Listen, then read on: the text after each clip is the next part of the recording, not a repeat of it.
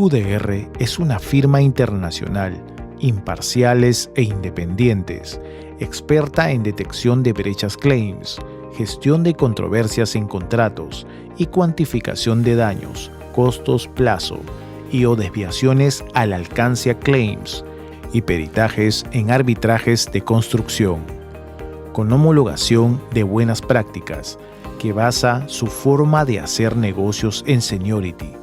Trabajamos para estar en la punta de la excelencia de nuestro trabajo, proporcionar consultoría de excelencia a clientes con casos que requieran contundente respaldo técnico en el dimensionamiento de los daños, costos, plazo y o desviaciones al alcance en claims y peritajes para arbitrajes de construcción, para que el mercado nos siga reconociendo como una buena y necesaria competencia latinoamericana Civil Law frente a firmas globales basadas en la Common Law. www.qdrclaims.com. Buenos días con todos.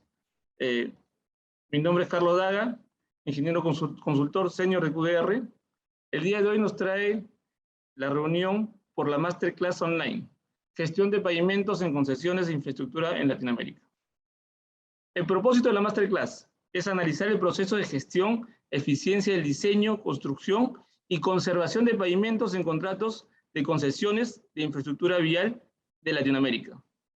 Nuestro conferencista, el doctor Rafael Meléndez. El evento durará, estimamos, nos tomará unos 65 minutos, 55 de los cuales el conferencista desarrollará su clase magistral y 5 minutos de apertura y cierre. Disclaimer. La presente masterclass, el conferencista manifiesta apreciaciones propias sobre aspectos generales, principales, técnicos. No se dan ni deben entenderse como aplicables a casos o controversias particulares, que ameritarían un análisis específico, caso por caso. Podrían existir opiniones coincidentes o discrepantes, pero sin duda, serán ustedes quienes podrán aprovechar estas ideas. El doctor Rafael Meléndez Acurio es un ingeniero civil peruano, con licenciatura profesional en USA, licenciatura en Ingeniería Civil del año 93 de la Universidad del Cusco, maestría en Ingeniería Civil y Geotecnia del año 97 en la Universidad de Texas University, doctorado en el año 2010 en la Universidad de Texas en Ingeniería Civil y Gestión de Pavimentos, reconocido perito internacional en pavimentos y gestión vial y conferencista en varios países, y es autor del libro de Ingeniería de Pavimentos y del libro de Mantenimiento Vial con Microempresas. Tengo el honor de presentar nuevamente al doctor Rafael Meléndez. Adelante, doctor. Carlos, gracias. Buenos días con todos. Permítame compartir primero la presentación, ¿no?, para dar inicio.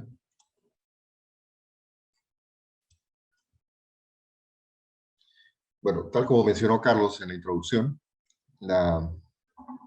el tema es la gestión de pavimentos en concesiones de infraestructura en Latinoamérica. Y es un tema que cada vez va concitando mayor atención porque ya se tiene varios años de concesiones viales en los países latinoamericanos, y eso implica de que hay experiencias suficientes como para poder empezar a entender y a ver de mejor manera un tema que es complementario a las acciones contractuales que se realizan normalmente, pero que da el soporte, como vamos a ver, es la base del soporte para la información y la toma de decisiones, que no siempre se pondera o no siempre se ve las ventajas que tiene, y por eso en ciertos casos no se implementa correctamente.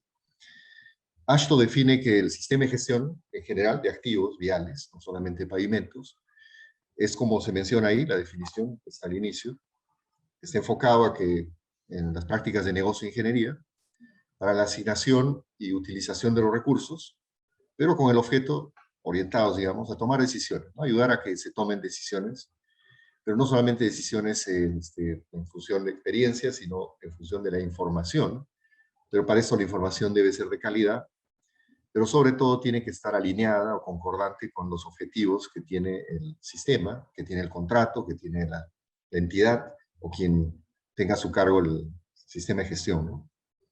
Ahora, perdón. ¿Por qué es interesante e importante un sistema de gestión? Bueno, porque permite a través de todos los niveles y etapas, digamos, del proceso, dar el soporte, proporcionar información, ayudar tanto a operar, mantener, como mejorar los activos viales de una manera eficiente a lo largo de toda la vida, todo el ciclo. ¿Cuál es característica que distingue la ingeniería vial? Es que al tratarse de un elemento, o mejor dicho, una estructura que comprende una cierta longitud, hay una cantidad muy grande de elementos que tienen que concordar y que tienen que estar existiendo para que se dé un servicio adecuado, para que se cumpla contractualmente. Llamamos pavimentos, obras de arte, obras de drenaje, todos los elementos geotécnicos, señalización, e incluso en algunos casos también servicios que pueda dar para terceros, o perdón, para los usuarios. Entonces todo esto puede ser altamente complejo si es que no se integra en un sistema. Ahora, hay diferentes niveles para esa integración, pero cuando no se puede extraer información adecuada, no se puede tomar decisiones en base a esto, entonces no se puede entender que es un sistema, sino es solamente un almacenamiento de información.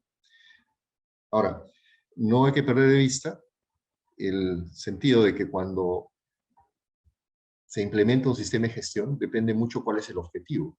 Ahí ponemos que desde el punto de vista del concesionario, es completamente diferente lo que persigue a través de un sistema de gestión que lo que podría perseguir la entidad si implementa un sistema de gestión, o lo que el usuario entiende como una gestión eficiente. Para el concesionario representa la búsqueda de soluciones que le generen una menor inversión, un menor costo de ciclo de vida, sin tener que poner en riesgo los niveles de servicio que se ha comprometido a cumplir. Por otra parte, la entidad puede tener una expectativa completamente diferente en su propio sistema, porque está orientado más básicamente a lo que es planificación y seguimiento de los contratos. Mientras que desde el punto de vista del usuario, esto puede ser más bien solamente una interpretación más simple. Así que él entiende si el cumplimiento del sistema es si tiene una calidad adecuada el camino. Bien, ahora, ¿cuándo nace esta idea de los sistemas de gestión vial? Ya tiene una larga data, no es una acción o una característica nueva. Se ha venido utilizando desde los años 60, donde empieza a articularse como sistema.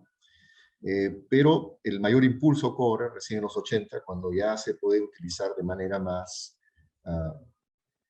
integrada, tanto la recolección de información automatizada o semiautomatizada, también la capacidad de los computadores de hacer un procesamiento a mayor velocidad y de mayor cantidad de datos, y también un tema de conciencia de las entidades, y nacen también obligaciones desde los organismos de financiamiento y desde los requerimientos internos de cumplimiento, de tener un seguimiento mayor a las inversiones.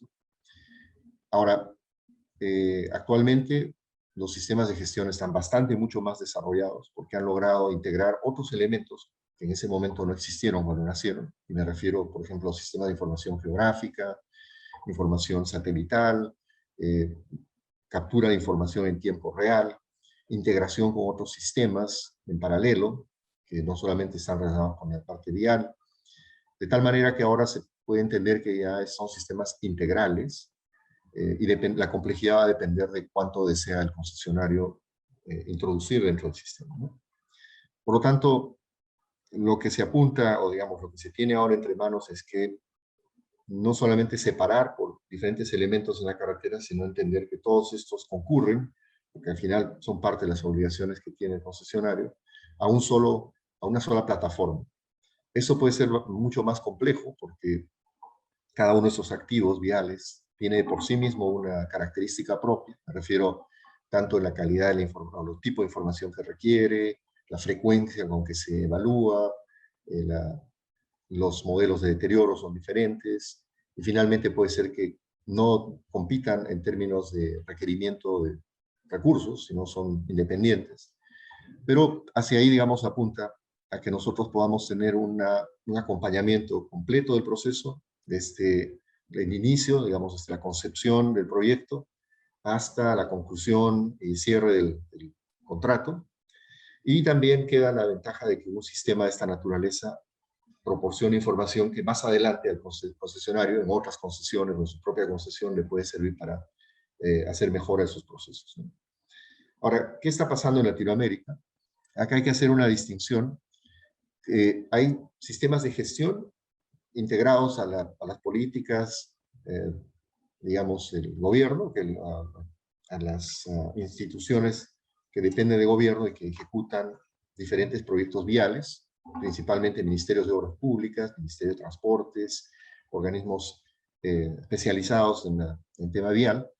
Y por otra parte tendríamos la implementación de sistemas de gestión a nivel de los concesionarios. Entonces la información que voy a compartir acá, cuya fuente está indicada ahí, corresponde más bien a la implementación de sistemas a nivel institucional, ¿no? Pero eso nos da una idea de que si institucionalmente, si a nivel de niveles de gobierno hay un sistema sólido de gestión, entonces esto se va a ver reflejado también en los requerimientos que el concesionario va a necesitar proporcionar al concedente. Un país con poca madurez en la implementación de sistemas de gestión, es evidente que también no va a requerir o no va a demandar del concesionario una mayor información o no va a haber una necesidad incluso de interactuar entre sistemas. Acá lo que vemos es que aquellos países que ya han tenido, digamos, concesiones durante ya un plazo mayor, que son los que inician, digamos, los procesos tipo Argentina, Chile, es evidente que ya tienen una implementación y una madurez mayor. Si nosotros dividimos acá, o vemos, está la parte de estrategia de gestión de activos, los indicadores de desempeño y el plan de gestión de activos. Y si el aspecto de riesgo ha sido incluido, considerado dentro del análisis, ¿no? Vemos que hay países como Ecuador, México, Panamá, Paraguay inclusive, que tienen ya implementados desde hace mucho tiempo. Y la recurrencia con que se actualizan, algunos son anuales, otras no han fijado eso, otros cada 5 años, lo cual implica que ya hay una sistematización y una actualización. Pero quizás lo que más nos puede llamar la atención es el plan de gestión de activos, como activos totales, digamos, de todos los países o del país en la vialidad. Y vemos que muchos de los países sí han implementado. Perú está todavía rezagado. Perú tiene un sistema de gestión hace muchos años, pero la implementación y uso del sistema es el que está todavía no es completamente, no se está tomando las ventajas completas del sistema en su implementación. Acá podemos ver, en tema de indicadores de desempeño, que es evidente que todos los países los han definido, cada uno tiene sus propias condiciones, digamos, por eso podrían variar, pero acá es interesante el tema de la disponibilidad en la web, porque los sistemas de gestión al final, si bien es cierto, tienen una mirada hacia el interior de la entidad para que pueda tomar las decisiones, monitorear y decidir sobre inversiones, pero también tiene una cara hacia la calle, y esa cara hacia la calle es la que el usuario puede acceder a través de la web y ver qué es lo que está sucediendo con las condiciones de la vida. Entonces el sistema debería permitir esa doble función, una función hacia el interior y una función hacia el usuario. Es lo que se ve acá, que están disponibles en la web. También las metas están fijadas.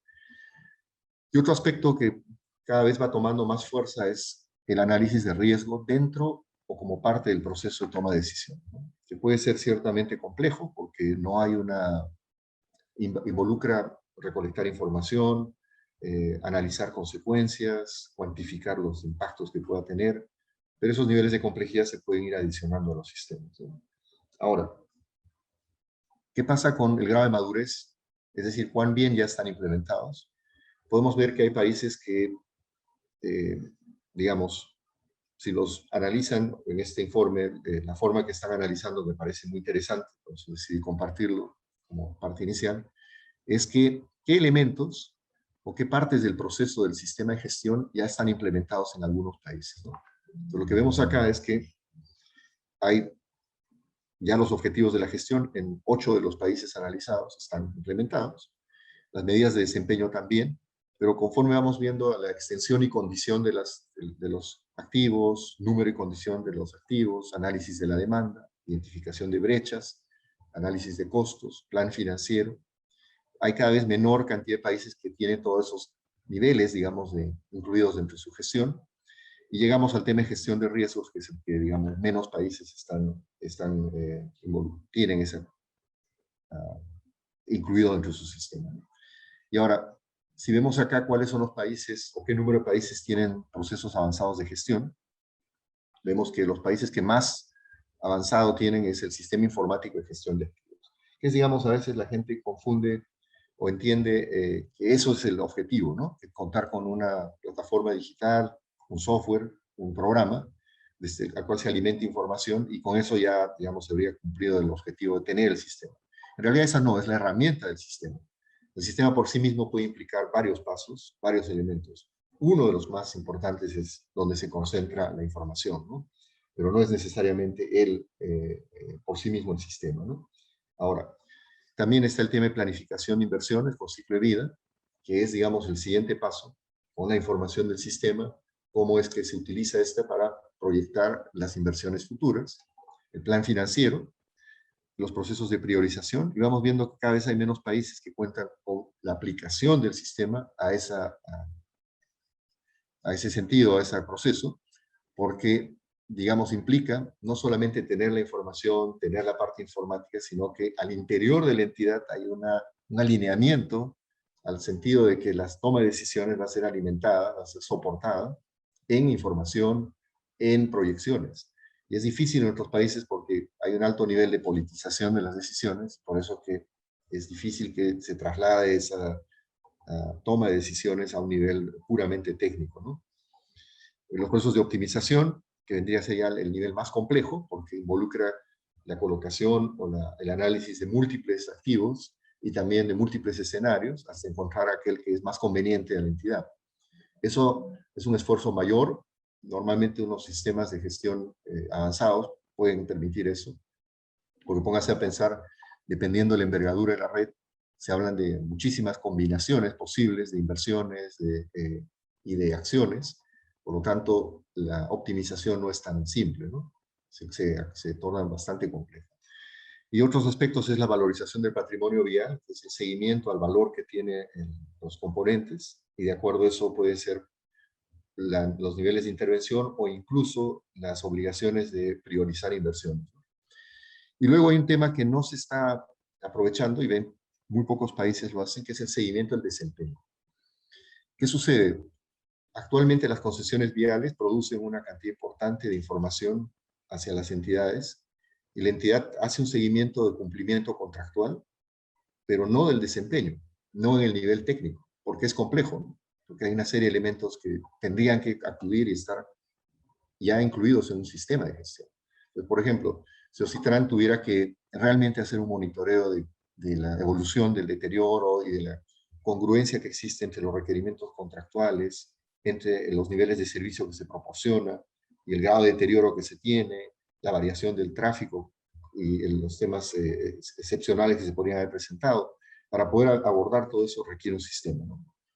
No es tan simple. Entonces, por eso vemos que los grados de implementación varían también en función de la complejidad de lo que se espera con los sistemas. Y esto, digamos, ya es más técnico para los que somos ingenieros. ¿Qué elementos o qué indicadores de condición son los que más se solicitan en los sistemas de gestión? O sea, los que más se emplean. Es evidente que la rugosidad, digamos, a nivel de proyecto, es fundamentalmente un indicador de condición que se ha consolidado, se ha convertido en el más solicitado, digamos, el más requerido. Tenemos la evaluación de las fallas superficiales con diferentes métodos. Hoy en día hay formas más rápidas y eficientes de hacerlo. El tema de deflexiones, que sigue siendo un problema a nivel de red, porque no es un ensayo fácil de ejecutar, y normalmente a nivel de proyecto es que sí se tiene información. Pero a nivel de red, la rugosidad y la deflexiones es más difícil de cubrir. La fricción a nivel de red en menos cantidad de países está presente. Igual la fricción a nivel de proyecto. El conteo del tráfico, que es un conteo permanente, automatizado, hay menos cantidad de países. Sin embargo, el conteo manual puede existir, igual las balanzas de pesaje. los datos del trazo o del trazado, del diseño geométrico, de postconstrucción, siempre si está ya incluido dentro del sistema, ¿no? Y una documentación a través de video de la condición. Entonces ven que en caso de video es la menor implementación se da. O sea, hay pocos países que tienen esas, digamos, los videos sistematizados dentro del proceso de gestión vial, ¿no? Es interesante ver que algunos países han optado por hacerlos internamente, o sea, dotarse de equipos que puedan facilitarle las mediciones, tener un software propio o tener un equipo dedicado solamente a eso, y en otros casos trasladarle a terceros, ¿no? Eso es interesante y es un dilema a nivel de las entidades, que en el caso del concesionario no tiene ningún problema. El concesionario terceriza las operaciones especializadas porque no cuenta con los equipos, no tiene el deseo de tenerlos. Para eso hay personas y proveedores que pueden darle esa información. Y en el caso del Estado también termina tercerizando porque es más eficiente. Pero se forman algunos problemas de conflicto de intereses entre quienes miden para el Estado y esas mismas entidades miden para los concesionarios. Por eso es que a veces el Estado decide tener equipamiento propio para hacer determinadas mediciones, ¿no? Que le puedan considerar, por ejemplo, estratégicas, como rugosidad. Entonces, ellos no tercerizan, sino directamente hacen las mediciones, de tal manera que no caen en un problema de conflicto de interés entre los proveedores de este tipo de servicios, ¿no? Eso es, digamos, a nivel de Latinoamérica, para tener una idea de que, primero, no hay un nivel de desarrollo uniforme. Hay países que han avanzado más, hay países que están en el proceso, pero de ninguno de ellos hay una implementación completa, ¿no? Plena, de que la recolección de información, el análisis, la toma de decisiones, la planificación, la retroalimentación está funcionando plenamente. En el caso de Estados Unidos, solo voy a mencionar brevemente, yo considero que ha habido como dos periodos diferentes. Había un primer periodo en los 80s, donde se hace obligatorio el uso de los sistemas de gestión para poder tener acceso a fuentes de financiamiento federal. Y ahora, en los años 2012 aproximadamente, con el MAP 21, nace ya una obligación firme, digamos, de que los estados que reciben fondos federales tienen que reportar ciertos niveles o indicadores de condición. Fue un largo debate en Estados Unidos qué indicadores de condición se tienen que reportar, ¿no? Porque no hay una uniformidad, no todos los estados tienen ni los equipos ni los indicadores similares. Entonces, por pronto se ha concurrido en que se tiene que reportar rugosidad, abollamientos o roderas y fisuras, un cierto tipo de información de fisuras. Yo me imagino que en el tiempo va a tener que implementarse fricción también. Bien. Ahora, ¿para qué sirve el sistema de gestión? Parece evidente, ¿no? Pero no siempre es tan claro. En el fondo es responder algunas preguntas que parecen simples de responder, pero no lo son. Que es dónde hay que hacer el trabajo, cuándo hay que hacer ese trabajo, qué o cómo se tiene que hacer el trabajo, cuánto va a costar hacer ese trabajo, o esa intervención, o esa puesta a punto, o ese mantenimiento periódico, o ese mantenimiento rutinario. Y otras preguntas que son un tanto más complicadas de responder, que es, ¿qué pasa si? O sea, si no hago esto, ¿qué consecuencia va a traer? ¿No? Voy a hacer esto, pero y el otro no. Entonces, y lo otro, y ese dilema puede ser un dilema más complicado de responder porque tendríamos que manejar diferentes escenarios, ¿no? Bien. Y el último que sería, ¿cuál es el riesgo al cual me someto de no, digamos, no hacer? ¿Cuáles son las consecuencias de no hacer? Y esas consecuencias pueden ser desde el punto de vista contractuales, pueden ser desde el punto de vista técnico. Entonces eso requiere un poquito más de complejidad porque no es tan simple simular y evaluar, ya sea monetariamente, ya sea contractualmente, cuáles son las consecuencias de dejar de hacer algo.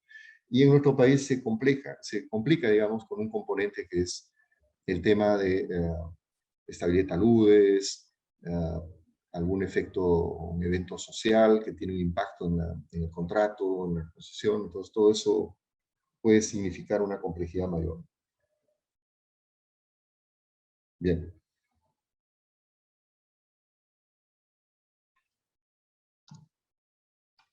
Sigamos con los siguientes. Ahora, ¿cuáles son los principios sobre los cuales se suele hacer la gestión de activos viales? Lo primero es que, ¿cuál es el marco sobre el cual se hacen las decisiones de inversión, ¿no? Puede ser en este caso, como se mencionan, políticas, puede ser el tema contractual, o sea que ya hay obligaciones adquiridas por concesionarios sobre cuál es el plan de inversiones, entonces hay un marco, una referencia que va a, digamos, condicionar la implementación del plan. El otro tema que ya vamos descendiendo es que esas decisiones tienen que basarse en mediciones, ¿no? Por lo tanto, las mediciones son fundamentales. Son sistemas que no se basan en apreciaciones de las personas, sino en una forma de cuantificar efectivamente cuál es el estado del activo que estamos analizando y por lo tanto la calidad, frecuencia, precisión con que sean las mediciones van a estar directamente vinculados con las obligaciones contractuales que se han adquirido, pero también con el nivel de precisión que quiero hacer las proyecciones. Completamente diferente es si estamos pensando en un sistema de gestión para una entidad del Estado, que de repente no requiere una frecuencia muy grande de mediciones, versus un concesionario que quizás contractualmente tiene, por decirlo, la obligación de medir cada 2 años, pero por interés y estrategia interna prefiere medir cada año para poder definir mejor sus acciones, ¿no? Hay una gran diferencia en qué fines tiene y con qué frecuencias se tienen que medir, ¿no? Ahora, otro aspecto a tomar en cuenta es cuáles son las razones que motivan y que sustentan las diferentes decisiones de inversión, ¿no? O de acciones, y estas pueden tener acciones que son necesarias implementar de manera inmediata, o de corto plazo, y acciones de largo plazo, o mediano o largo plazo. ¿A qué se refiere eso, no? Si una vez definido, digamos, las acciones iniciales de puesta a punto, de la concesión o de inversión inicial, las acciones posteriores pueden estar ya predeterminadas en el contrato, pero también puede ser como consecuencia de una determinada condición. Entonces eso puede implicar una interacción muy intensa, digamos, con el concedente, o puede ser más decisiones internas. En todo caso, esas decisiones pueden ser, si hay una disposición de recursos, van a ser destinadas separadas por cada activo, como normalmente se tiene que hacer, o es una sola bolsa de dinero que atiende, por ejemplo, emergencias, sin tener que distinguir cuál es el activo que se ve afectado, ¿no? Hay una emergencia, está dentro de un mismo rubro, y por lo tanto va a ser dependiendo si es un muro, si es una defensa ribereña o si es un pavimento. Ahora, las opciones es también, otro tipo de decisiones es, lo que buscamos es minimizar, digamos, impactos inmediatos, o lo que se busca es en el mediano o largo plazo mejorar, ampliar los recursos para colocar en otros aspectos de mejoras de la propia concesión. Eso va a depender del contrato. En algunos casos, cuando son autofinanciadas, puede que hayan excedentes y eso puede repercutir en hacer algunas otras acciones, ¿no? Ahora, el otro tema es la evaluación del riesgo cuando hay fallas, ¿no? Les comento, ahora estoy involucrado en un proyecto de sistema de gestión de muros, acá en Estados Unidos, donde el concesionario, a través de terceros, se construyeron tanto la vía como los muros, y hay muros que han empezado a fallar, ¿no? Y entonces hay una acción, digamos, legal entre el concesionario y su contratista, pero también hay una obligación del concesionario hacia el usuario de no permitir que esto suceda. Entonces, por ambas partes, él tiene que, en su sistema, velar por tener información actualizada que le dé una mirada rápida de si hay un riesgo de colapso y de afectación a terceros, y por otra parte, esa misma información, utilizarla hacia su contratista para ver si es responsable o no de tener que reponer esos muros. Ahora, otro aspecto que caracteriza a los sistemas es de que se tienen que basar en información de calidad, ¿no? Y ese es un problema. Es, digamos, un discurso, puede sonar teóricamente agradable, pero no necesariamente es así. Los datos tienen que ser creíbles, fiables y que se puedan actualizar, ¿no? Y cuando digo eso, hay que ser sinceros, a veces hay conflicto de intereses, o hay, digamos, la necesidad de reportar de una forma u otra, o incluso la permisividad de que ciertos proveedores no tengan condiciones adecuadas para proveer los servicios, o la alternancia o el cambio de proveedores de servicios de medición, que hace que, por ejemplo, tengan estándares parecidos, pero no son exactamente iguales. Entonces, aparecen, por ejemplo, mediciones que en el tiempo, en vez de crecer, entonces hay años que decrecen, y no porque así sea realmente, sino porque se cambió ese año de proveedor y el proveedor tiene un estándar ligeramente diferente, un equipo que de repente se descalibró.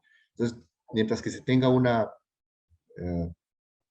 cuidado de que este tipo de información no solamente es para un cumplimiento contractual, sino para una toma de decisión, entonces hay que implementar sistemas internos de control de calidad, que pueden ser parte del sistema de gestión.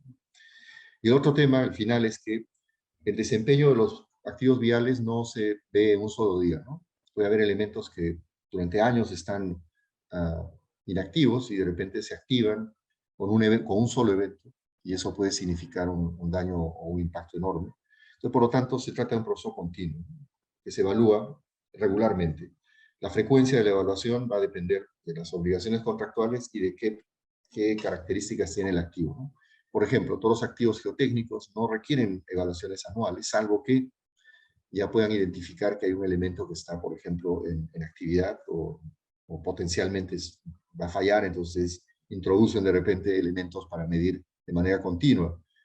Bueno, si un inclinómetro, un levantamiento topográfico, entonces son cosas que excepcionalmente van a requerir una medición con más frecuencia. En el caso de los pavimentos, una medición anual suele ser más que suficiente, o bianual, ¿no? Ahora, hay que distinguir que en las concesiones viales, el sistema de gestión no solamente es una cara hacia las obligaciones contractuales, sino también es una herramienta interna. Y yo creo que así se tiene que concebir. Principalmente es una herramienta interna de gestión, con la capacidad de tener una interfaz con el concedente.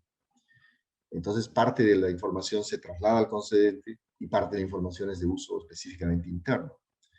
Eso es importante porque al momento de implementar se sabe qué elementos son, digamos, propios de la gestión interna, diaria, cotidiana, y de la toma de decisiones interna, y qué elementos o qué reportes se va a tener que trasladar a la entidad o a terceros que así lo requieren, ¿no?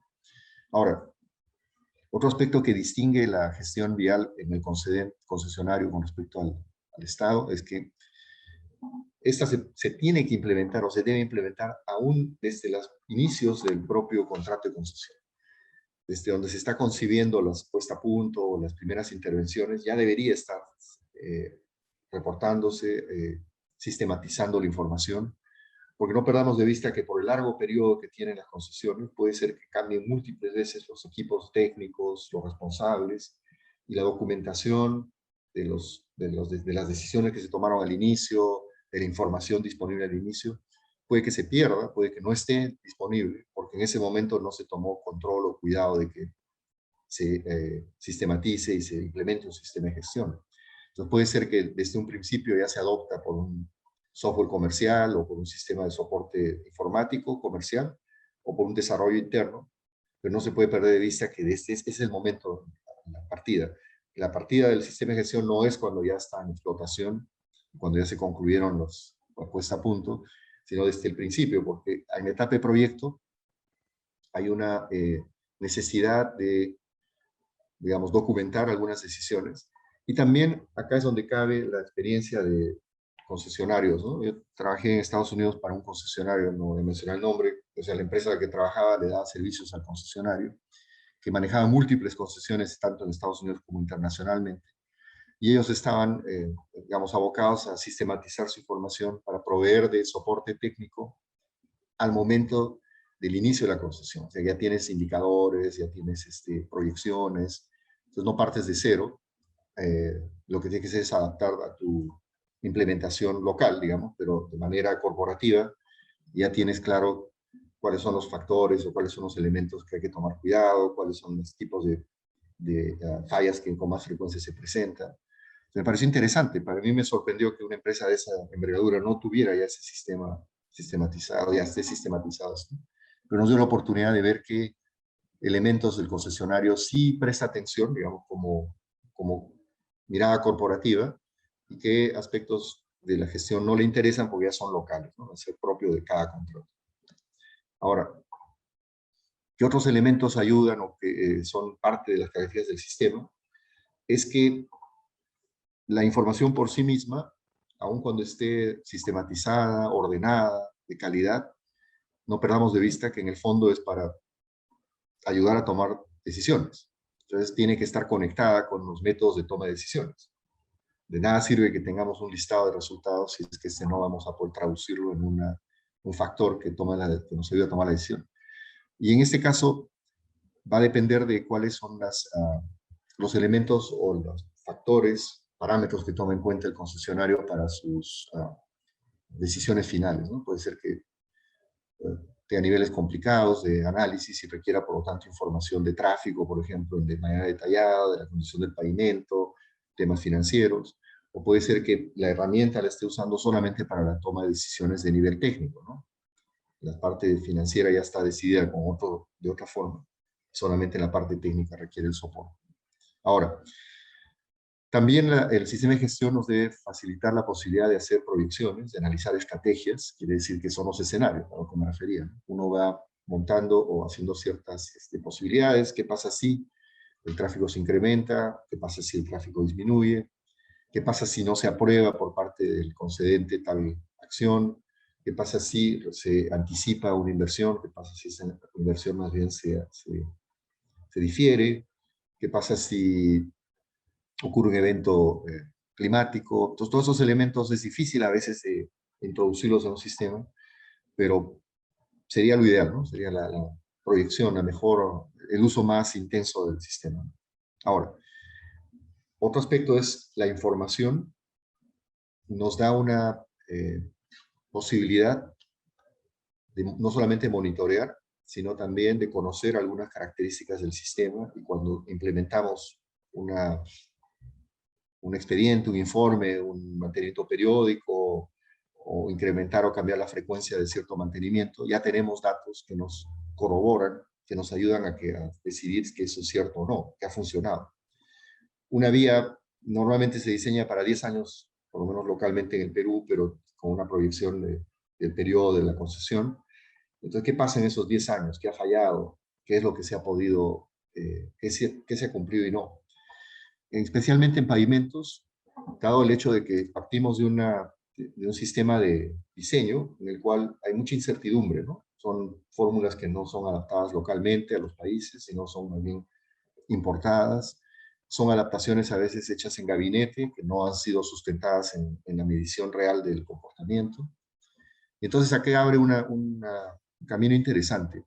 En el Perú, por lo pronto en el Perú, muchas de las concesiones ya están cerrando su primer ciclo, ¿no? De 10 años. Quiere decir que ya se ha visto qué ha pasado con esos diseños iniciales que se hicieron, que están en servicio. Ya es un momento importante para poder analizar cuán bien se cumplieron algunos sistemas, o algunas implementaciones, o digamos soluciones de pavimentos, diferentes elementos. Y creo que en el caso del Estado eso no lo está haciendo, pero el concesionario sí puede mirar interiormente, y si tiene un sistema de gestión donde está almacenada la información, es el momento, digamos, de análisis y de aprovechar o tomar ventaja de esa información acumulada. Eso implica las propiedades de materiales, mediciones de tráfico, mediciones de peso de vehículos, qué actividades se han ejecutado, qué efectividad han tenido esas actividades de mantenimiento, cuánto han costado estas intervenciones, cuál es la vida remanente, cuál es la obligación contractual en términos de vida remanente, cuál es la condición estructural y funcional actual, y cómo ha sido, o si ha habido alguna variación en términos de riesgo, o se ha incrementado el riesgo de incumplimiento de algunas obligaciones. Entonces el sistema, una vez que está, digamos, concebido y entendido en que va a ayudarnos a toda esta toma de decisiones, a sistematizar y ordenar nuestra información, a obtener información a partir de las mediciones, hay un proceso más rutinario del sistema que implica resolver esas primeras preguntas que se plantearon, ¿no? ¿Dónde? ¿Qué cosa? ¿Cuánto cuesta? Y eso puede ser rutinas del propio sistema más simples, ¿no? Donde en base a la condición, a las preferencias de qué soluciones han sido positivas y han funcionado, cuáles son las restricciones, las necesidades, se define qué es viable hacer, cuál es el beneficio y se selecciona. Lo que pasa que en muchos casos puede ser que se partió de una idea inicial de, por decir, colocar una carpeta delgada, y sin embargo, después vemos que los micropavimentos han funcionado bastante bien en otros tramos, entonces optamos por una alternativa a la solución inicial, si es que no hay un problema estructural, y eso implica que hay un conocimiento, que se adquiere un conocimiento del equipo técnico, de las personas que están a cargo, pero eso tiene que documentarse en el sistema, para que más adelante, cuando se quiera tomar nuevamente una decisión parecida, y ya no estén quizás las personas que participaron o que tuvieron esa decisión, se conozca los antecedentes, se pueda utilizar para una nueva intervención. Ahora, hay un tema que parece recurrente o repetitivo y ya lo sabemos de memoria, pero hay que decirlo siempre. La oportunidad de intervenir los pavimentos y en general cualquier estructura no es cuando ya está fallada, ¿no? Sino cuando todavía hay indicios o hay principios o indicios de que pueda estar evolucionando o acelerando su proceso de falla. Creo que eso tiene que cambiar nuestra mentalidad. En el caso del ministerio, que digamos que está más acostumbrado a aprobar proyectos en los cuales ya las fallas son evidentes y justifica o sustenta las intervenciones en función de la condición actual. Más bien acá se tiene que proyectar en función de mantener las condiciones bien, no de entrar a un proceso como acá se ve en este ciclo, donde ya está malo y dices, ah, sí, recién ahora hay sustento para poder intervenir, ¿no? Pero para poder tener verdadero sustento es que recién el análisis de la evolución de fallas de las concesiones viales tiene que analizarse, tiene que documentarse, de tal manera que podemos decir sí, el punto ideal, digamos, de intervención es cuando aparecen esa cantidad de fisuras, o la rugosidad está en este nivel, o la fricción ha alcanzado este valor, o el PCI tiene esta condición o este valor, ¿no? Entonces, la idea es que cualquier intervención que se haga, cualquier estrategia, tiene que estar orientada más bien a la parte, como acá se ve en la imagen, en la parte azul, que es intervenciones menores para mantener una condición, un umbral o un nivel de servicio, y no esperar que haya un deterioro mayor para recién intervenir. Creo que en ese caso las concesiones viales son mucho más proactivas en actuar y en estar, digamos, monitoreando qué sucede, pero eso mismo tiene que ser volcado de una manera más sistémica, ¿no? No una cosa que cada cierto tiempo recién se ponen a pensar todos y sentar y decir, bueno, ¿qué hacemos ahora, no? Si tuviéramos un sistema en operación, empezarían a haber alertas tempranas de algunas fallas o problemas que pueden significar de repente intervenciones puntuales, localizadas, antes de esperar que sea un problema mayor, ¿no? Entonces hay rehabilitaciones menores, pueden ser hechas reparaciones, mantenimientos preventivos, esa es la idea, ¿no? A fin de prolongar lo más que se pueda la vida del pavimento, y mantenimientos rutinarios que ya son programados, que se tienen que hacer, caso de limpieza, caso de sellado, que digamos no tendrían que esperar ninguna decisión o mediciones, sino son acciones ya que se sabe de antemano. Bueno, acá hay un tema interesante, que a veces no nos ponemos a pensar, pero es necesario. Cada concesión está hecha y tiene unas obligaciones contractuales diferentes, por lo tanto no hay una fórmula que pueda aplicarse a todas, y eso mismo en el sistema va a tener que reflejarse, es cuándo es oportuna la intervención y cómo justificaríamos esa intervención, ¿no?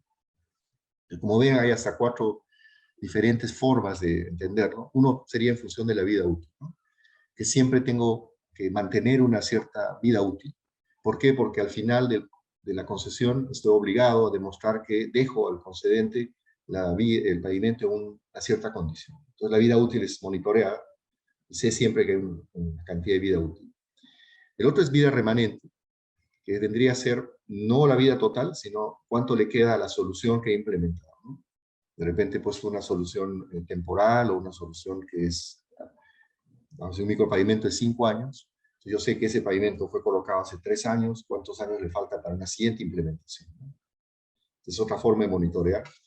Otra es la ventana de oportunidad y condición, que es más consistente con las concesiones, porque cuando se concibe la concesión hay un plan de inversiones, y entonces eso vendría a ser, vamos, hay una fecha probable de intervención, pero esta se tiene que generar o definir en función de la condición. Entonces, Esta ventana de oportunidad se refiere a que el pavimento tiene un rango en el cual, o pavimento, o cualquier elemento en el cual es óptimo colocar, que tiene que ser también consistente con el programa de inversión. Entonces, esa compatibilización puede ser compleja.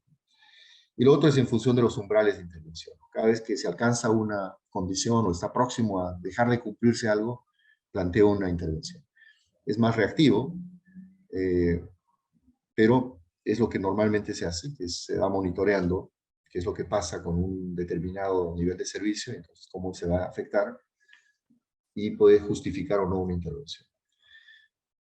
En el caso de las concesiones, hay múltiples niveles de servicio que tiene que cumplir cada activo. Acá están proyectados los de pavimentos de una de las concesiones, a nivel de ejemplo. Y va a poder tener un largo listado de niveles de servicio, o más bien pocos niveles, pero que son muy incidentes o que van a tener impacto en las decisiones. Quiero decir de que no todos los niveles de servicio los podemos traducir en un elemento que nos va a dar pie a una intervención, ¿no? Hay que hacer un trabajo de separar qué niveles de servicio sí tienen que ser monitoreados directamente, proyectados, digamos, con precisión, porque esos tienen una mayor incidencia. Y hay otros que más bien se corrigen rutinariamente o que no tendrían un impacto mayor. Ahora, si ustedes ven, todos implican mediciones, ¿no? Y entonces, si no hay información confiable, frecuente, entonces tampoco las decisiones que se van a tomar van a ser adecuadas, ¿no? Igual, acá hay otro tipo de, digamos, a continuación del cuadro. Perdón, quería acá destacar que normalmente las fisuras son las que más incidencia van a tener en la toma de decisiones, al igual que el abollamiento, pero no todas se producen, digamos, mientras que los abollamientos tienen una evolución avanzada o rápida al inicio de la construcción y después tienden a estabilizarse. Las fisuras es lo contrario, pueden estar estables durante muchos años y más bien tienden a crecer rápidamente conforme se acerca a su vida útil. Entonces son formas diferentes de crecimiento y de impacto. En el caso de la rugosidad, sí tiene un crecimiento sostenido, digamos, una proyección más o menos uniforme, porque depende de las otras fallas, ¿no? La rugosidad es consecuencia de las otras fallas. Si hay roderas o abollamientos, si hay fisuras, si hay hundimientos, entonces el IRI también va a crecer.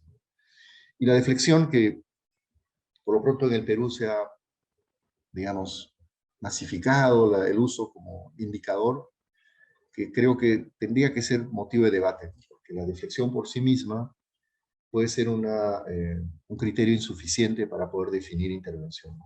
Se ha visto ahora que ya se tienen muchos más datos, que hay deflexiones que incluso en el tiempo disminuyen, como es lógico, porque se rigidiza la estructura, y otras que crecen. Entonces, podría ser que no estamos aprovechando estas mediciones correctamente, ¿no?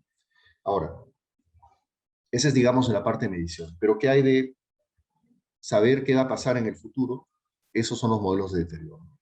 Esa es, digamos, una parte esencial del sistema de gestión, porque con solo la información yo no puedo visualizar o no puedo anticipar qué es lo que va a pasar en el futuro, y lo que normalmente me interesa es saber el futuro o anticipar qué es lo que va a suceder para poder tomar las acciones correspondientes.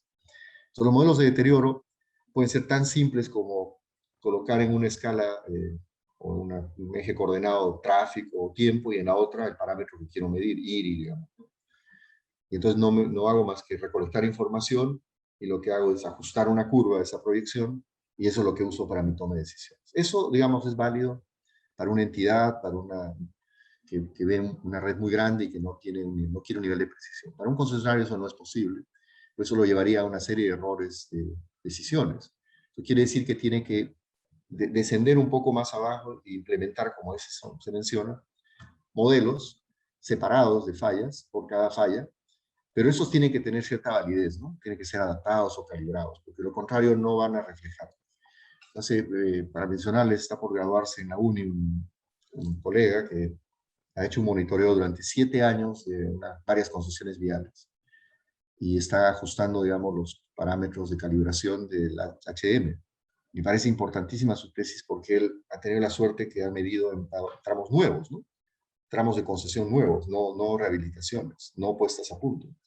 Y entonces es una información de cero, de nada, tiene tráfico, tiene evolución del deterioro en 7 años, que ya es un periodo casi, es el 70% del diseño. Ese tipo de esfuerzos, que claro, es ahora independientemente, el concesionario puede hacerlo internamente, de tal manera que va reajustando sus propias proyecciones, ¿no? Ahora, matemáticamente hay una serie de herramientas que nos permiten ajustar estos modelos.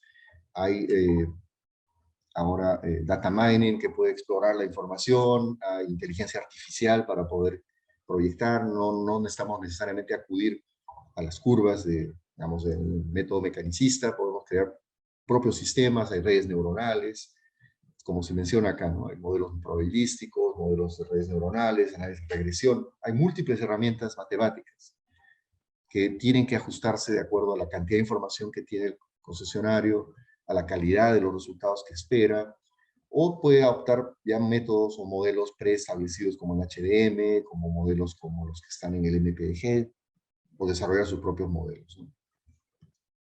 Ahora, una vez que están hechas las proyecciones, en realidad la decisión de dónde se coloca o dónde se invierte puede ser puramente técnica para cumplir niveles de intervención o umbrales, pero normalmente tendría que haber un paso de análisis económico para saber de todas estas alternativas cuál representa el mejor costo, o mejor dicho, cumple con el indicador que quiero. Puedo usar costo de ciclo de vida, que es lo más frecuente, o efectividad del costo, costo anual equivalente, índice del costo. Normalmente es costo del ciclo de vida porque me permite comparar alternativas, que puede ser complicado comparar. Entonces, ¿qué pasa si ahora coloco un refuerzo y en 5 años un micropavimento? ¿O qué hago lo contrario? Difiero eso, coloco ahora un micropavimento, coloco un segundo micropavimento a los 4 años y finalmente un refuerzo, o no hago nada, sino espero a que requiera un refuerzo. Todas estas comparaciones de alternativas pasa por un tema técnico, que sería la proyección de deterioro, pero un tema también económico, ¿no? Y luego el otro paso es lo que se llamaría la optimización, que esta comparación entre alternativas normalmente está limitada por la capacidad que podemos tener de simular múltiples posibilidades. La optimización es un plazo siguiente, en el cual ya conozco de manera más detallada el comportamiento de ciertos parámetros. Por ejemplo, los costos, la variación del tráfico, la variación del IRI, la variación de los otros parámetros. Entonces ya tengo descrito una curva de probabilidades de qué va a pasar para cada uno de ellos. Y entonces puedo integrar algún nivel de optimización. ¿Qué es optimización? Sería la búsqueda de la mejor solución ante diferentes y múltiples alternativas y escenarios, ¿no? Entonces, ¿dónde hay oportunidad de optimizar? Lo interesante es que en estos sistemas hay múltiples sitios donde puedo optimizar, ¿no? No necesariamente es la inversión final, sino como ven acá, desde dónde van ubicados, cuáles son las actividades que tengo que hacer a nivel de planificación, a nivel de diseño, es donde más intensamente puedo usar, pero cuando diseño tengo que estar seguro que los datos que estoy utilizando corresponden al proyecto que voy a hacer, o adaptado al proyecto. Entonces ahí la optimización va en el sentido de usar los mejores materiales, las mejores posibilidades. Está el tema de construcción, que ya de por sí mismo es donde quizás más ha tenido la optimización para los esquemas constructivos, modalidades contractuales, plazos de ejecución.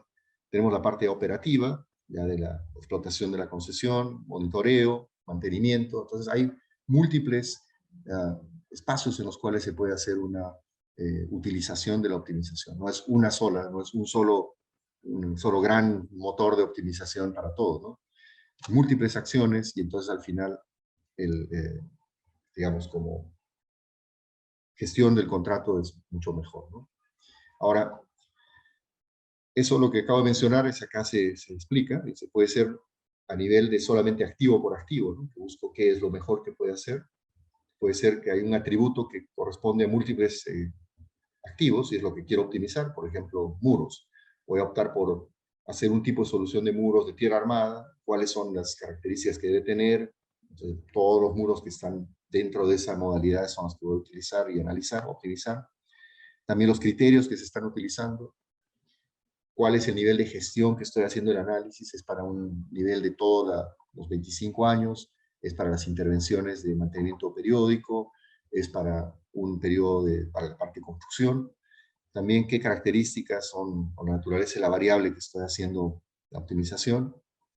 Y de hecho, cuál es la cantidad de trabajo que va a significar llegar a esa alternativa de solución. Si vale la pena, no vale la pena, de repente son decisiones que pueden asumirse con otros mecanismos más simples. y no necesitan llegar a una optimización.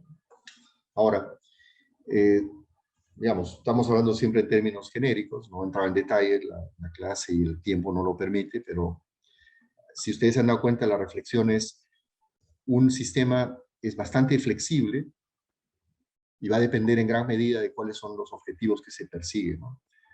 El objetivo máximo o el mejor uso podría ser acompañamiento a la toma de decisiones, análisis de escenarios y de riesgos, y seguimiento y monitoreo de los trabajos que se realizan con miras a optimizar los procesos, pero también utilizar esa data y esa información para digamos, otros emprendimientos. Eso sería en términos ideales. Pero en términos prácticos puede ser que la implementación sea fraccionada por partes. Puede ser que se implementen, digamos, un manejo de base de datos inicialmente y después se van complementando las herramientas o los módulos. Puede ser que se compre un software que ya viene con todos los elementos y componentes, tiene un alto costo, pero ya todas las partes internas han sido resueltas y solamente se trata de implementar, actualizar, alimentar el sistema. Puede ser un sistema creado en situ, en casa, digamos, adaptado al concesionario. Cada uno tiene sus ventajas y desventajas, ¿no? Cuando compran de un tercero, tienen la ventaja que es fruto de un desarrollo, de una experiencia con múltiples concesionarios y entidades. Ustedes se benefician de esa experiencia, tiene un mayor costo, tiene un soporte técnico cuando hay una dificultad, pero se han amarrado, se han casado, digamos, con una tecnología y van a tener que ser consecuentes por muchos años con ellos, porque cada vez es más complejo trasladarse o cambiar de software, ¿no? El desarrollo de un software interno tiene la gran ventaja que es mucho más adaptado a sus condiciones, pero puede significar un gran esfuerzo interno y muchas veces el concesionario puede no tener las capacidades técnicas para emprender esto y tampoco el personal como para poder alimentar, actualizar, mejorar el sistema. Entonces puede quedar obsoleto el sistema o puede ser inutilizable luego. Y la tercera alternativa, que es una implementación parcial, digamos, en casa con algunos elementos y otros elementos de fuera, puede ser la más útil para un concesionario, en el cual hay elementos como la base de datos que no es tan costoso y que puede ser implementado internamente en casa, y otros módulos específicos desarrollados por terceros para extraer información, hacer optimizaciones. Entonces es una suma de herramientas, pero eso es una decisión que pasa fundamentalmente por entender si le sirve o no el sistema. Y no es solamente una obligación de cumplimiento, sino más bien es una herramienta. Puede ser también que la empresa ya tiene un sistema propio y lo viene implementando en múltiples proyectos, entonces está claro que no va a dudar, sino simplemente va a trasladar y va a implementar o a imponer ese sistema. Lo primero es que para implementar, cuando no hay todavía una decisión tomada, es que ¿qué está pasando con la toma actual de decisiones? ¿Realmente necesita ser mejorada? Porque de repente no. De repente está tan bien eficiente que ¿para qué introducir algo más que no? Como reza el dicho, no hay que arreglar algo que no está malogrado, ¿no? La primera, de repente no necesita meter un sistema. Lo más probable es que sí, que no se hayan dado cuenta, pero bueno. Lo siguiente es, ¿puedo alcanzar las obligaciones contractuales sin tener que acudir a este tipo de herramienta? De repente sí, de repente no. Lo más probable es que sí puedas alcanzar, porque a veces los requisitos contractuales no son tan complejos de obtener, pues desde un equipo técnico o un soporte a través de un tercero, un consultor que te hace ese trabajo, o en casa, ¿no? Y conforme vas bajando dices, ¿qué otras cosas necesitaría, que no son obligaciones contractuales, pero que me interesaría manejar, implementar? Y es ahí donde empieza a ser el beneficio de poder tener un sistema propio, ¿no? Lo siguiente es, realmente, ¿cómo puedo hacer para implementarlo? ¿Puedo comprar el software? No hay recursos para eso, lo voy a hacer anualmente, voy a intentar con algunas cosas. Voy a querer integrarlo a otros sistemas, a mis reportes de mantenimiento, lo voy a querer integrar al tema de contractual, pero presupuestal, lo voy a querer integrar a los inventarios viales, lo voy a querer integrar a los reportes. Todo eso hace que sea cada vez más complejo, o voy a separar cada uno, ¿no? Y lo otro es que cómo se articula con las mediciones, ¿no? Y con los análisis. No perdamos de vista que si ya implementa un sistema, tiene que el que provee el servicio tiene que alimentarlo o reportar de una cierta forma, pero también puede generar un reporte para un tercero, o sea, para el concedente. Entonces hay que estar claro en términos de calidad de la información, tipo de información, para que el proveedor, si cambian de proveedor, el proveedor sabe exactamente el formato, las características que debe tener su servicio para que encaje perfectamente con la información que usted... Parecen cosas, detalles simples, pero yo he trabajado durante años para una empresa que proveía de servicios y hacíamos la gestión, ¿no?, a terceros. Y esos pequeños detalles pueden ser un dolor de cabeza. Cuando ya has hecho la evaluación en campo y el cliente te dice, no, pero, por ejemplo, la precisión que dices es esta, o tendrías que haber hecho esto. Cuando ya has terminado tu trabajo de campo y quieres, es casi imposible, o es costosísimo rehacer ese trabajo. El otro tema que hay que hacer es que, ¿cómo quiero recabar la información, la precisión, la referenciación? Si hay que hacer referencias a un sistema integrado, si tiene que alimentar un sistema de información geográfico, si tiene que adicionalmente referir a las progresivas, si hay que complementar con alguna otra información. Entonces, cada vez hay más integración. Ahora el uso del BIM, del sistema de información geográfica. Hace poco, para este trabajo que les menciono, estamos usando información satelital. Muy interesante porque, como son desplazamientos de muro y nadie ha estado haciendo seguimiento a cuánto se han movido los muros, estamos hablando de cerca de más o menos 500 muros. O sea, no es una cosa, de 200 a 500 muros, no es una cosa que podamos decir, yo lo hago. Y además en el tiempo, no sabemos cuándo empezaron a moverse o no. Entonces todo se está haciendo con un procedimiento satelital, que los satélites nos permiten fijar un punto, y ese punto se monitorea en el tiempo y vemos la rapidez con que se están desplazando los puntos uno con respecto a otro. Y recién ahí focalizamos nuestros esfuerzos a determinados muros que sabemos que están desplazándose más rápido que otros, ¿no? Luego ya viene el tema de qué reportes quiero generar con el sistema. Va a ser solamente una pantalla, voy a hacer una cosa que voy a compartir con el concedente, va a ser algo que mi gente o el trabajo interno va a poder acceder, va a ser una pantalla que va a ver el gerente y nadie más. Entonces, todas esas cosas pueden generar más o menos dificultad en el sistema, en la interfaz que van a utilizar. Y a partir de ese punto es un software, lo compro, no lo compro, internamente quiénes se hacen cargo, los modelos que voy a utilizar están calibrados, tengo que hacer un esfuerzo de calibrarlos inicialmente, y bueno, ya es una vez que está en implementación el sistema, los ajustes que se van produciendo en el tiempo. Bueno, y para ir cerrando, lo primero es que, como conclusiones, nunca es fácil implementar un sistema, ¿no? La gente se resiste al cambio porque no le ve las ventajas, ¿no? Si ya estaba haciendo su trabajo de esta manera, ¿para qué vas a poner algo más, ¿no? Tengan que reportar, preocuparse en el software. Y es que a veces, sobre todo en las concesiones, los roles que cada uno desempeña pueden ser roles permanentes o roles temporales.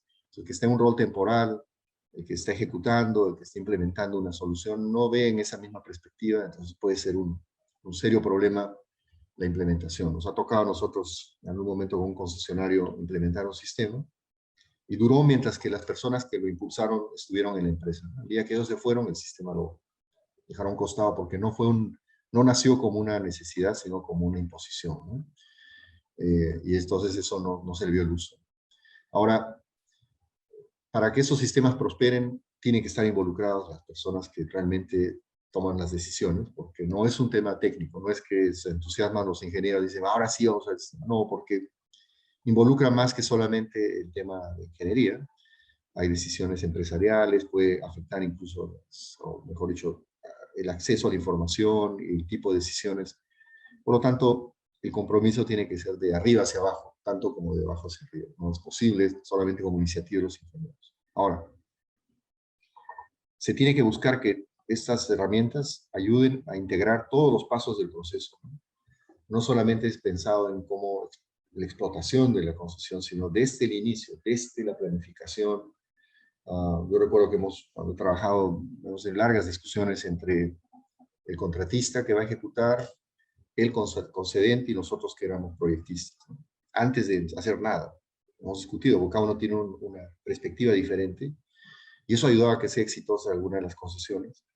Toda esa documentación no existe. Toda esa etapa donde podía haber ayudado a que las personas que más adelante tomen decisiones, esos fueron los elementos, los criterios, esta información se usó, no queda registro, no hay un sistema. Con mayor razón cuando ya están implementados. Ahora, el sistema de gestión es parte de una un componente de un sistema o de una visión de desarrollo estratégico, y también cómo van a querer desarrollar la interacción entre concedente y concesionario. Creo que ahí todavía digamos, está en etapas muy iniciales, muy básicas, porque la integración entre concedente y concesionario es a través de los reportes, ¿no? Físicos, digitales, pero no es una interacción real, no es así a tiempo real, digamos. En un proyecto donde trabajaba,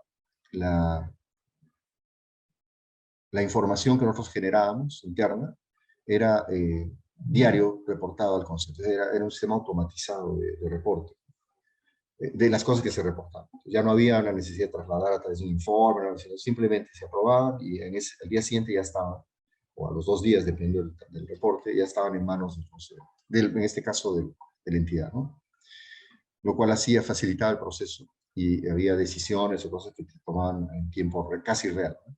Pero eso puede no ser, eso es, digamos, una mirada de más largo plazo. Por lo pronto es interno, la implementación interna es necesaria.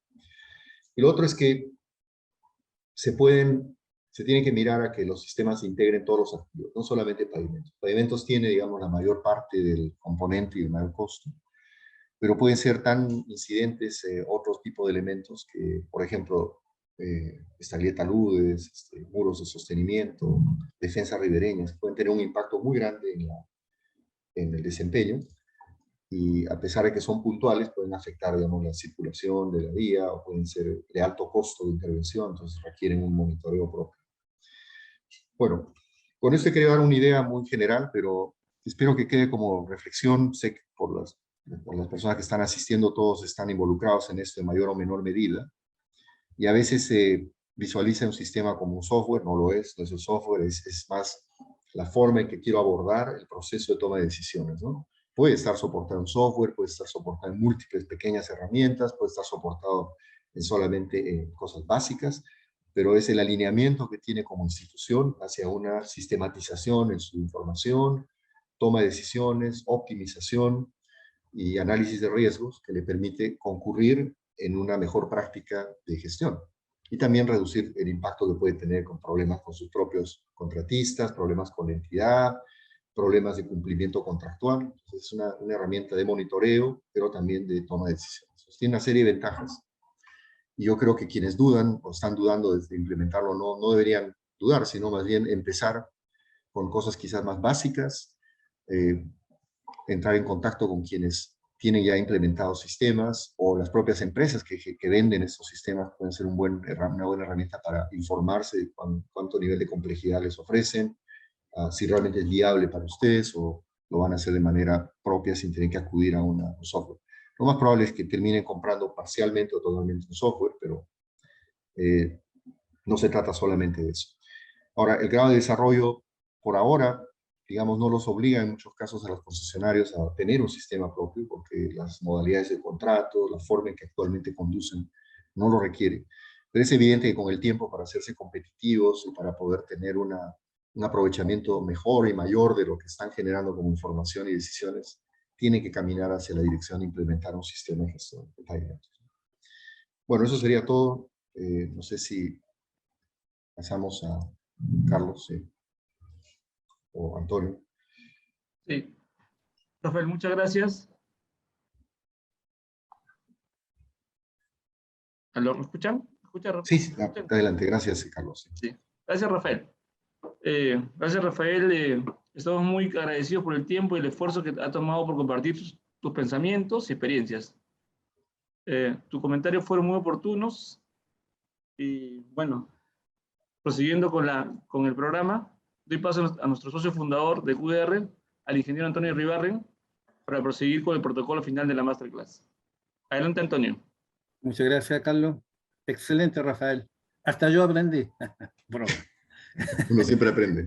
Ustedes saben que la característica más importante de todos los socios y consultores de QDR es el buen ánimo, el de tener siempre una buena disposición y mirar las cosas con una mirada positiva. Bueno, me toca cerrar. Ha sido tan interesante. Y como somos ingenieros y nos gusta cumplir nuestros compromisos, estamos 6 minutos más allá, dijimos 65 minutos, estamos en 70. Y Y si ustedes me permiten, porque veo que los asistentes han estado estoicamente estos 70 minutos, lo que habla muy bien de la exposición de Rafael.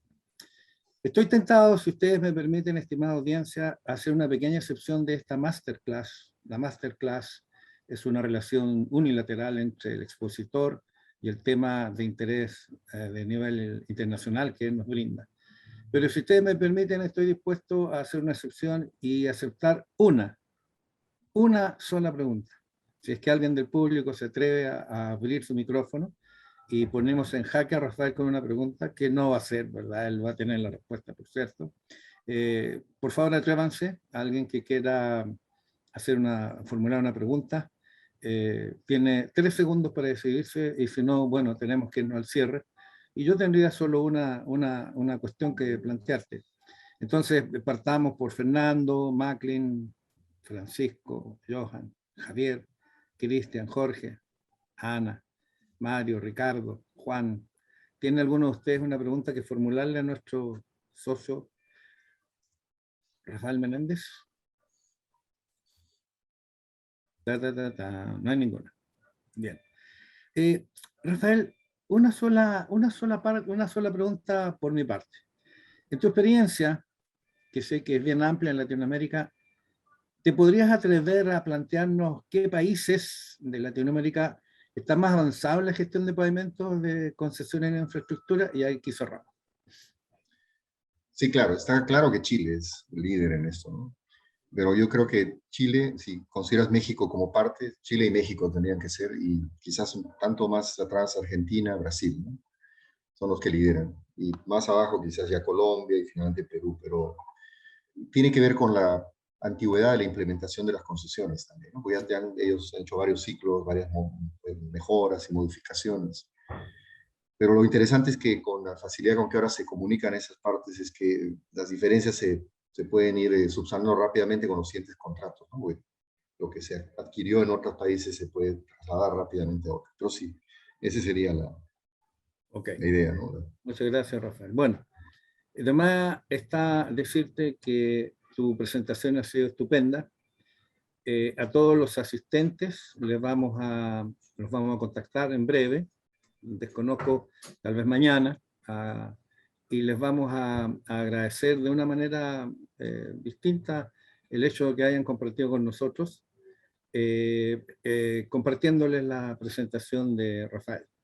Así es que muchas gracias nuevamente, Rafael. Gracias a ti, Carlos. Y bueno, tenemos por delante, a ver, estamos en septiembre, octubre, noviembre, diciembre, enero, 4 masterclass en el programa que tenemos como QDR de poner en este formato, en el tapete latinoamericano, temas de gran interés como los que ya hemos tenido.